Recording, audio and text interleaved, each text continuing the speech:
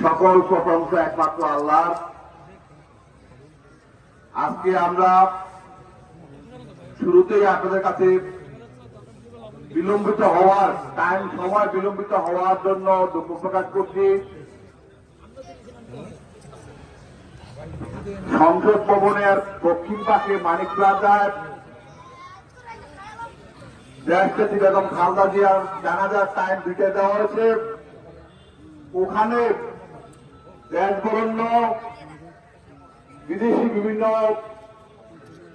নেতৃবৃন্দ জানাজা অংশগ্রহণ করবেন। ওর পরপরই আমাদেরকে জানাজা দিতে হবে, কিন্তু এটা হলো নিয়ম আর কি। সেজন্য আপনাদেরকে কষ্ট দিচ্ছি, মনে করতে নিয়েন না আপনারা। প্রিয় বিভিন্ন এলাকা থেকে আসা বিএনপি, যুবদল, ছাত্রদল, স্বেচ্ছাসেবক দল, শ্রমিক দল, কৃষক দল, অঙ্গ সংগঠনের নেতৃবৃন্দ, যারা জিয়া পরিবারকে ভালোবাসেন, এছাড়াও সুধী সমাজের লোকজন, ব্যবসায়ী, বিভিন্ন সামাজিক লোকজন উপস্থিত হয়েছেন। এছাড়াও বিভিন্ন রাজনৈতিক মতামলম্বী নেতৃবৃন্দ উপস্থিত হয়েছেন, সাংবাদিক ভাইয়েরা উপস্থিত হয়েছেন। আমরা সবার প্রতি কৃতজ্ঞতা প্রকাশ করছি। আপনারা যে দেশনেত্রী বেগম খালেদা জিয়ার প্রতি আপনাদের অনুভূতি দরদ আছে, সেটা প্রকাশ করার জন্য আপনারা এখানে উপস্থিত হয়েছেন, সেই জন্য আপনাদের প্রতি কৃতজ্ঞতা প্রকাশ করছি।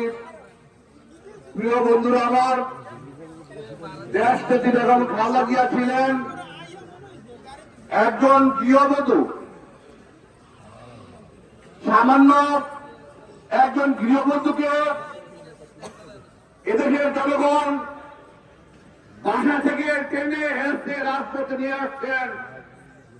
এদেশে আন্দোলন সংগ্রাম গণতন্ত্র উদ্ধারের লক্ষ্যে নেতৃত্ব দেওয়ার জন্য, এরশাদ বিরোধী আন্দোলনে নেতৃত্ব দেওয়ার জন্য সে থেকে হয়ে যান বাংলাদেশের গণমানুষের নেতা দেশনেত্রী বেগম খালেদা জিয়া। বিএনপির চেয়ারপারসন হন। প্রিয় নেতৃবৃন্দ, রাজনৈতিক স্টেজে অনেকে অনেক বক্তব্য দিয়েছেন। এরশাদের আমলে কোন নির্বাচনে যাবে না কেউ, এই প্রতিজ্ঞা অনেকে করেছিলেন, কিন্তু শেষ পর্যন্ত আমার নেত্রী দেশনেত্রী বেগম খালেদা জিয়া আপসের নেত্রী সেখান থেকে হয়েছে বলছি এরশাদের আওতাধীনে আমরা কোন নির্বাচনে যাব না, এমন যান নাই। কিন্তু অনেকেই গিয়েছেন, সেখান থেকেই দেশনেত্রী বেগম খালেদা জিয়া আপসের নেত্রী হয়েছেন। এদেশের বিভিন্ন দুর্যোগ মুহূর্তে, রাজনৈতিক দুর্যোগ মুহূর্তে গণতন্ত্র পুনরুদ্ধারের লক্ষ্যে বিভিন্ন সময় একজন নেত্রী, বাংলাদেশের মানুষ, শুধু বিএনপি নয়, গোটা বাংলাদেশকে নিয়ে যিনি সার্বক্ষণে চিন্তা করতেন, সেই নেত্রী বাংলাদেশের জনগণ ভোটের মাধ্যমে তাকে 3 দিনবারের প্রধানমন্ত্রী নির্বাচিত করেছে। যখনই উনি নির্বাচন করেছেন, ওনার জীবনে ফেল নাই। 5টি আসন থেকে নির্বাচন করেছেন, 5টি আসন থেকে সবসময় পাস করেছেন। এটা জনগণের প্রতি, তার প্রতি কৃতজ্ঞতা প্রকাশ। আজকে আমরা দেশনেত্রী বেগম খালেদা জিয়ার ভোটের অধিকার রক্ষার জন্য দীর্ঘ 70 বছর আন্দোলন সংগ্রাম করতে হয়েছে।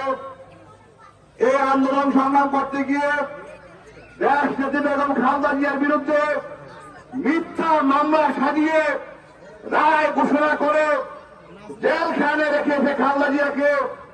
সেখান থেকে খালেদা জিয়া অসুস্থ হয়। বিএনপি নেতা কর্মীরা, বিভিন্ন সুশীল সমাজ,